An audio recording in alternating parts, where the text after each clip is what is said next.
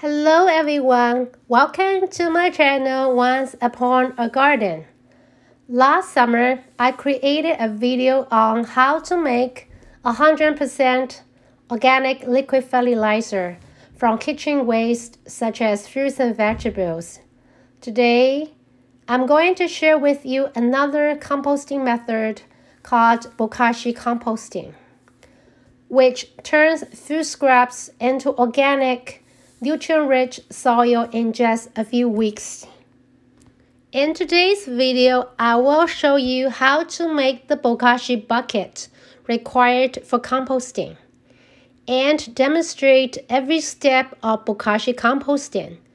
I will also compare the differences between Bokashi composting and traditional pile composting methods. At the end of the video, I will summarize some tips for successful Bokashi composting. Bokashi means fermented organic matter in Japanese. This method was developed by Professor Tiro Higa from Japan in 1982 and has since become popular all over the world. It has many advantages. It is quick and easy. It can ferment meat, bones, and dairies. It improves soil structure effectively and promotes earthworms. I created a Google slide to compare the differences between Bokashi method and traditional compost pile methods. Let's take a look together. As you can see from the slide, Bokashi method is an anaerobic fermentation process. It takes weeks, and there's very little energy loss during the process. It can ferment meat, bones, and cheese. There's no need to turn a pile, and there's no need to pay special attention to carbon and nitrogen ratio. In comparison, the traditional pile composting method is an aerobic composting process. It usually takes months, even years. There's energy loss in the form of nitrogen and carbon dioxide. It is not suitable for meat, bones, and dairies. You need to turn the pile regularly. The materials needed for Bokashi composting are Bokashi bran, Bokashi bucket, and kitchen scraps. The main ingredients of Bokashi bran are wheat bran and EM, which stands for effective microorganisms. You can make your own Bokashi bran, or you can buy it from online stores. The price ranges from $12 to $15 per kilogram. A bag of 1 kilogram Bokashi bran can ferment 4 to 5 buckets of kitchen waste. The Bokashi buckets sold on the market are quite expensive, so it makes sense to do it yourself. You need a tap and a bucket with sealed lid. At the bottom of the bucket, drill a hole that matches the size of the tap. The height of the hole should not be too low, so that the tap may touch the floor after installation. Fasten the tap from both inside and outside of the bucket. The bucket is almost ready. Next, we need to put some water in the bucket to test whether the water flow is smooth. We also need to turn off the tap and check for leaks. To prevent the tap from being blocked by food waste, you can cut a small piece of onion bag or a lemon bag to cover the tap. And then wrap a rubber band around it. Now the bucket is ready for use. Let's take a look at how to compost. First, cut food scraps into small pieces. Do not put moldy food waste into the bucket so as to avoid harmful bacteria from multiplying in the bucket and causing compost failure. Then, sprinkle a layer of Bokashi bran at the bottom of the bucket and add an egg carton. The egg carton serves to raise the bottom and also absorb water to avoid excessive moisture accumulating at the bottom. You can also use a plastic or metal plate with holes.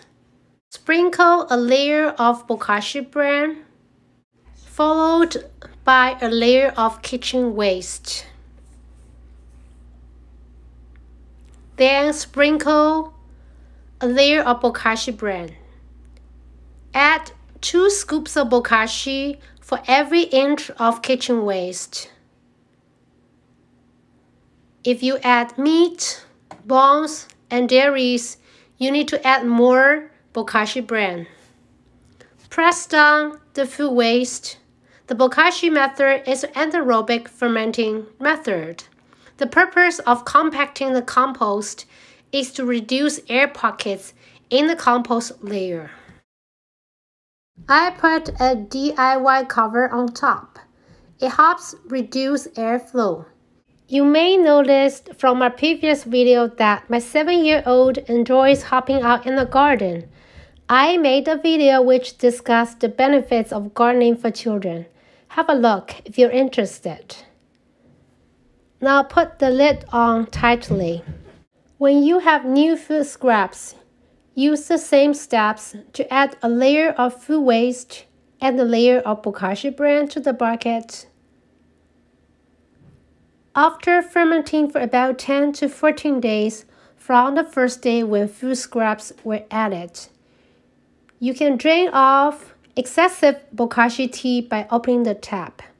Remember to open the tap every other day to drain the Bokashi tea. This can prevent food scrap from being soaked in the liquid and causing fermentation to fail. You can add Bokashi to a new compost bucket or dilute it 100 times and use it to water your plants. When the food waste in the bucket is almost full, cover the lid tightly, label it, and place it in a place indoor, out of sun, for 2 weeks. Remember to open the tap every other day to drain the Bokashi tea. 2 weeks later, open the lid and have a look. Except for a thin layer of white fungi on the surface, there's not much difference in appearance between the compost and the food waste seen a few weeks ago. But in fact, the food waste that has undergone pre-fermentation process can be broken down much easier. When you see the white fungi, don't worry. It means the fermentation is working. The fermented food waste has a sour smell. If it smells foul, you need to dump it and start all over. Next, we need to bury the food waste. You can dig several small holes in your garden, or you can dig a large hole about 12 inches below the surface of the soil and bury the Bokashi compost. Mix it with the soil thoroughly to speed up the composting process. Cover the compost with soil. After 2 to 4 weeks, the compost will be broken down even more. Rinse the bucket with water for reuse.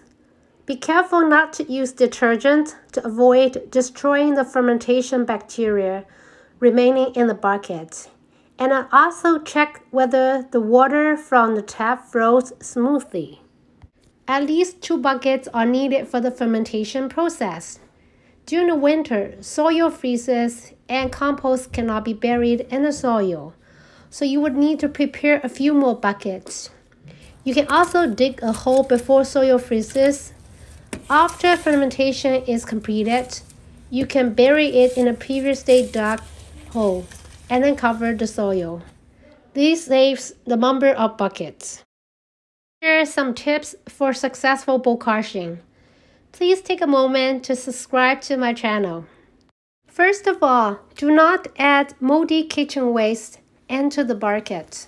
Otherwise, it will easily cause harmful bacteria to multiply and inhibit the growth of beneficial anaerobic bacteria.